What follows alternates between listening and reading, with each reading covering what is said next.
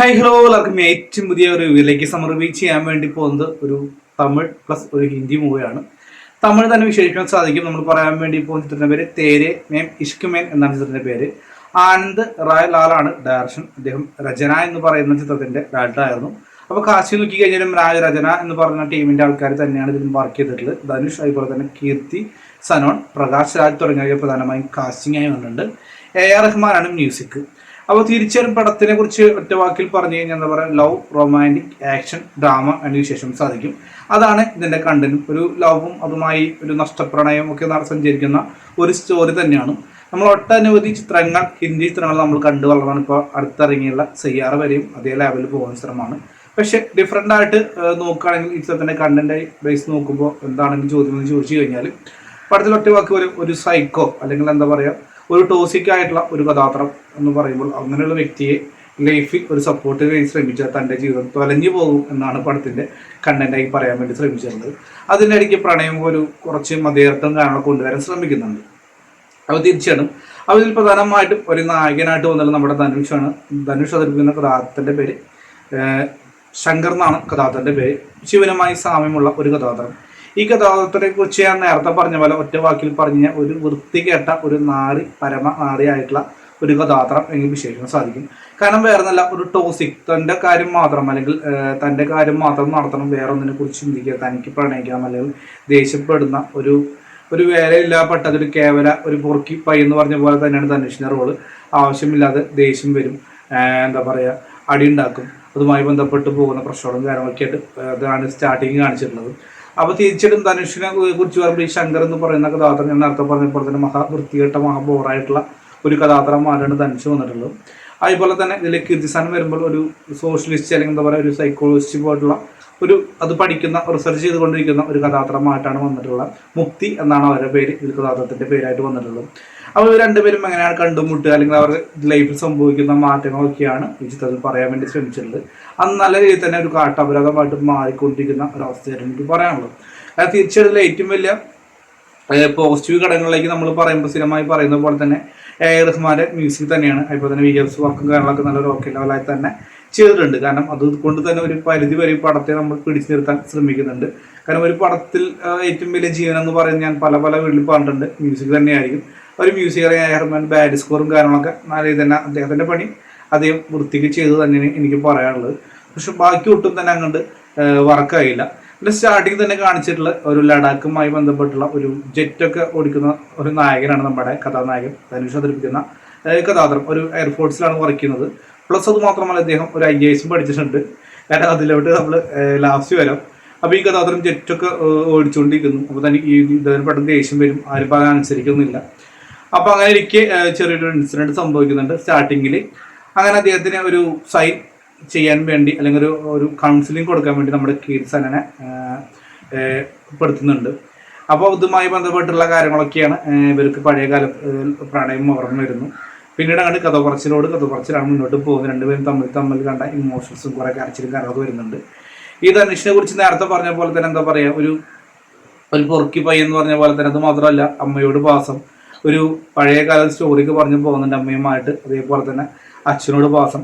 അച്ഛനായിട്ട് വന്നിട്ടുള്ള ഒരു പ്രകാശരാജൻ അച്ഛനായി വന്നിട്ടുള്ളത്, മകന് വേണ്ടി ജീവിക്കുന്ന ഒരു അച്ഛൻ. ഇദ്ദേഹം എന്തൊരു ഒരു ടൈപ്പിസ്റ്റ് ഒക്കെ ആയിട്ട് എവിടെയോ ഒരു ഗവൺമെന്റ് ഉദ്യോഗസ്ഥനാന്ന് തോന്നുന്നു ഇത് കാണിച്ചിട്ടുള്ളത്.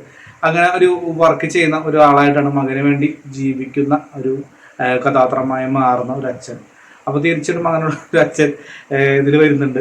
മകന് വേണ്ടിയിട്ട് കാല് പിടിക്കുന്നു, നിലത്ത് കിടന്ന് കരയുന്നു, ചെരുപ്പ് വരെ കാല് പിടിച്ച് കിടന്ന് മോങ്ങുന്നു, മകന് വേണ്ടിയിട്ട് പിന്നാലെ നടക്കുന്നു, നാണം കിടന്നു, അങ്ങനെ കുറേ കാര്യങ്ങളൊക്കെ ആയിട്ട് വന്നിട്ടുള്ളത്.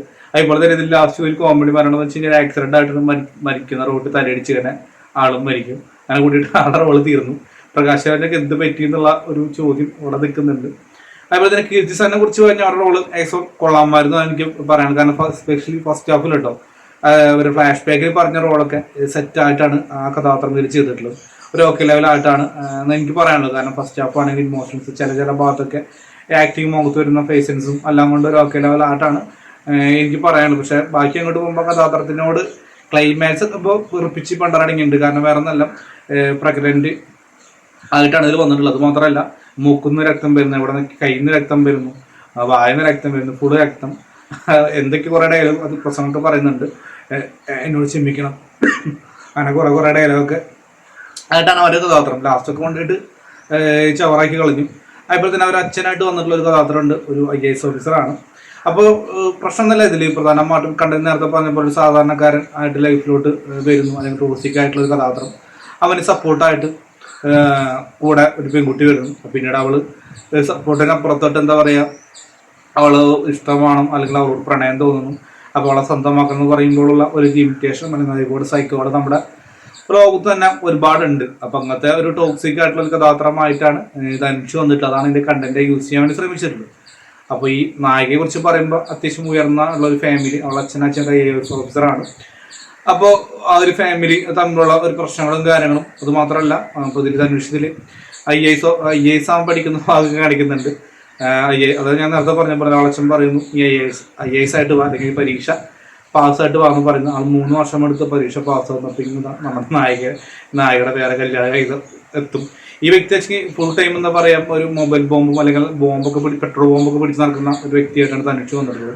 കാരണം ഭയങ്കര വയലന്റ് ആണ്, അല്ലെങ്കിൽ ആൾക്കാരെ ഉദ്രവിപ്പിക്കുന്ന കഥാപാത്രമാക്കിയിട്ടാണ് ധനുഷ് വന്നിട്ടുള്ളത്. ഞാൻ പറഞ്ഞ ഒരു വൃത്തികെട്ട ടോക്സിക് ആയിട്ടുള്ള ഒരു കഥാപാത്രമായിട്ട് വരുന്നു. അപ്പൊ അവിടെ നിന്ന് എന്തൊക്കെയോ ലൗഡ് പ്രശ്നമൊക്കെ അടിച്ച് നേരെ എയർഫോഴ്സിൽ ചേരുന്നു. ആളൊരു സൈനികനായി മാറുന്നു. പിന്നീട് നടക്കുന്നൊക്കെയാണ് ഇതിൽ പൊക്കിയുടെയൊക്കെ ഉണ്ട്. കാരണം അദ്ദേഹം ഒരു മഹാപൗരനാണെങ്കിൽ പോലും ഇന്ന് നമ്മളെ രക്ഷിക്കാൻ അവന് മാത്രം കഴിയുള്ളൂ എന്ന് പറയുന്നു. ലാസ്റ്റ് എവിടെ നിന്നൊക്കെ ഓടിക്കാഴ്ച വരുന്നുണ്ട്. മുമ്പ് പഠിച്ച എന്താ പറയുക എക്കണോമിക്സോ സോഷ്യലിസ്റ്റോ എന്തെങ്കിലും ഹിസ്റ്ററി എന്നൊക്കെ പറഞ്ഞിട്ട് കുറേ ഡയലോഗൊക്കെ നമ്മുടെ നായകരുടെ വീട്ടിൽ പോയി പറയുന്നുണ്ട്. എന്തിനെന്തോ ഇതിൽ കല്യാണ സമയത്ത് നമ്മുടെ നായകൻ ധനുഷ് വരുന്ന ഭാഗമായി കാണിക്കുന്നുണ്ട്. അപ്പോൾ അവർ വീട്ടിൽ കയറിയിട്ട് ഈ പെട്രോൾ എറിയുന്ന സമയത്ത് കുറേ ഡയലോഗൊക്കെ വിളിച്ചു വരുത്തുന്നുണ്ട്. അത് മാത്രമല്ല ഈ ലാസ്റ്റ് അതായത് ക്ലൈമാക്സ് എത്തുന്ന സമയത്ത് ഒരു ഇൻസിഡന്റ് അല്ലെങ്കിൽ എന്താ പറയുക ഒരു തീവ്രവാദ അറ്റാക്ക് സംഭവിക്കുന്നുണ്ട്. അപ്പോൾ അങ്ങനെ സംഭവിക്കുന്ന സമയത്ത് കുറേ ഡയലോഗ് പറയുന്നപ്പോൾ ഇവിടുന്ന് പഠിച്ച് ഞാൻ കുറേ ബുക്ക് വായിച്ചു എന്നൊക്കെ പറയുന്നുണ്ട്. അങ്ങനെ വീണ്ടും ഒരു ഫ്ലാഷ് ബാക്കിലൂടെ പോകുന്നു. ലാസ്റ്റ് അവിടെ നിന്ന് കുറേ കത്തിപ്പിടിക്കലും പരിപാടിയും കാര്യങ്ങളൊക്കെയാണ്. പക്ഷെ ഞാൻ പറഞ്ഞത് ഇതിന്റെ VFX വർക്കും ടെക്നിക് സൈഡൊക്കെ ഒരു ഓക്കെ ലെവൽ തന്നെയാണ്. പക്ഷെ എന്ന് വെച്ചാൽ സ്റ്റോറി ഒരു ആയിട്ടുള്ള സ്റ്റോറി ആയിപ്പോയി. പിന്നെ ധനുഷിനെ കുറിച്ച് പറയുന്ന ഏറ്റവും വലിയ നെഗറ്റീവായിട്ട് എനിക്ക് പറയാനുള്ളത് ധനുഷാണ്. കാരണം ധനുഷിന്റെ ഒരു മാറ്റമില്ലാത്തൊരു മനുഷ്യൻ എന്ന് പറയാൻ വേണ്ടിയിട്ട് ആ വ്യക്തി തന്നെയായിരിക്കും. കാരണം എല്ലാ പടത്തിലും സ്ഥിരമായിട്ടുള്ളൊരു പാറ്റേൺ അഭിനയിച്ച് വെറുപ്പിച്ച് പണ്ടാരടങ്ങിയിട്ട് കയ്യിൽ തന്നിട്ടുണ്ട്. അതാണ് എനിക്ക് പറയാനുള്ളത്. കാരണം വേറെ ഒന്നല്ല, ഇപ്പോൾ അടുത്തായിട്ടുള്ള ഇറങ്ങിയിട്ടുള്ള ചിത്രങ്ങളൊക്കെ എക്സാമ്പിൾ അത് ഉദാഹരണമാണ്. ഇഡ്ലി കട എന്ന് പറയുമ്പോൾ ഒരു പാസം കയറി ഇഡ്ലി കട നടത്തുന്ന ഒരു കഥാപാത്രമായിട്ട് വന്നിട്ടില്ല. അതിന് മുമ്പ് ഇറങ്ങിയിട്ടുള്ള കുബേരനിലെ പിച്ചക്കാരനായിട്ട് വെറുപ്പിച്ചു. അപ്പോൾ ഈ വെറുപ്പിക്കലിനൊരു പരിധി ഇല്ലടേ എന്നാണ് എനിക്ക് പറയാനുള്ളത്. അതുപോലെ തന്നെ നീതാർ നമ്മുടെ മൊഴി ആ പടത്തിന്റെ തിരിച്ചെത്താപ്പഴം എന്ന് പറയുന്ന പടത്തിലും ഒരു ഓക്കെ ലെവലായിരുന്നു പ്രകടനം. പക്ഷെ സ്റ്റോറി അല്ലെങ്കിൽ പാട്ടുകൾ കൊണ്ട് പടം ഹിറ്റായി വേറെ ലെവലാണ്, വേറെ സത്യം. അതേപോലത്തെയൊക്കെയാണ് ഇതിലും കാട്ടിക്കൂട്ടി വെച്ചിട്ടുള്ളത്. അപ്പൊ എന്താ പറയാ, തേരെ ഇഷ്കിമേ എന്ന് പറയുമ്പോൾ എല്ലാത്തൊരു ഇഷ്കായി മാറുന്ന ഒരവസ്ഥയെ കണ്ടപ്പോൾ എനിക്കാണ് തോന്നിയിട്ടുള്ളത്. എനിക്ക് ഒറ്റ വാക്കിൽ പറഞ്ഞൊരു അവിഞ്ഞിളങ്ങിയിട്ടുള്ള ഒരു അപരാധമായിട്ടാണ് എനിക്ക് പറയാനുള്ളത്. അപ്പോൾ തിരിച്ചറിയുന്ന ചിത്രം നിങ്ങൾ കണ്ടിട്ടുണ്ടെങ്കിൽ എന്തായാലും കമന്റ് ബോക്സ് രേഖപ്പെടുത്തുക. കാണാത്തുണ്ടെങ്കിൽ നിങ്ങൾ ഭാഗ്യവാന്മാരെ എന്ന് ഞാൻ പറയുള്ളൂ. കാരണം 3 മണിക്കൂർ സഹിച്ചിരുന്ന എനിക്ക് അതിൻ്റെ അവസ്ഥ അറിയുള്ളൂ. ബൈ.